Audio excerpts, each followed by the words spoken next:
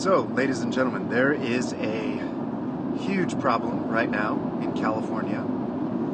Housing is extremely unaffordable, and the supply of housing is in no way increasing to match the demand. Especially right now, there's a exodus out of our cities because of the pandemic. So there is a massive problem where the folks who need it the most, the folks who have the least financial resources, are the folks who are most limited in terms of their ability to change their location. And what that means is that the wealth gap, which is already disgustingly wide, is only going to widen. The number of underprivileged kids who are going to be out of school because of this is going to dramatically increase, which will have generational reverberations on our ability as a country to maximize our output on a global stage. So there are implications that are extremely far-reaching associated with California's inability to create more housing supply. Now, why is it so hard to create additional housing supply? Cost of construction is extremely high. Why is the cost of construction extremely high? Multiple reasons. One, stick or site built construction is an incredibly outdated method of building homes. However, the labor unions, the tradespeople unions, they don't want to transition manufacturing or building of homes to a prefabricated or manufactured model. So you've got unions who are slowing the progression of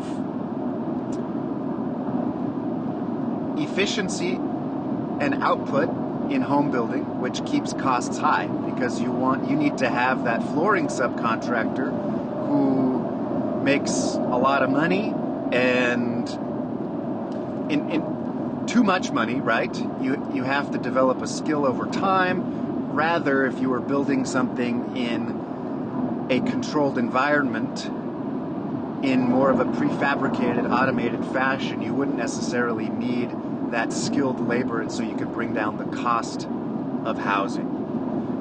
So there's that. There are folks who just want to keep things the way that they were. Why else? Well, you've got the NIMBY problem, which stands for not in my backyard. You've got locations, you've got communities who are stopping new housing from being built because they don't want additional units either to block their views, to increase loads on schools or on existing infrastructure like roads or the police. And so you have additional units, additional development projects getting squashed. Or they drive down the density to such a degree that it is unprofitable to the folks who are putting the project together, and so they can't build. You also have, well, there are a variety of other things. Those are a couple of items that cause, to make it very difficult. I'd say the third is on regulation, where it takes a long time to get a permit. It takes a lot of money to get your permits approved, to go through the process of passing all of your environmental, your traffic, all of your studies, doing all of your soils reports, etc., etc. And anybody can essentially stop your new project. So it's ridiculously hard to add new supply in California. And who suffers? The people who need reasonably priced housing suffer. The people like you and me who just needed good, clean, affordable, safe housing when we were growing up. I didn't grow up in California. I couldn't have grown up in California. It's too expensive. So that has to change. And we can change that. So what I want to talk about in a future video is how we can change that, because there is an extremely special opportunity for California real estate investors at this moment that will not exist for more than 3 or 4 years, that we must take advantage of right now in order to help address the housing shortage, which will have a dramatic impact on shrinking the ever-widening wealth gap, which can have potentially the most powerful positive impact on communities and social outcomes of anything that we can be doing from a positive impact perspective. So that's the problem, but we can solve it.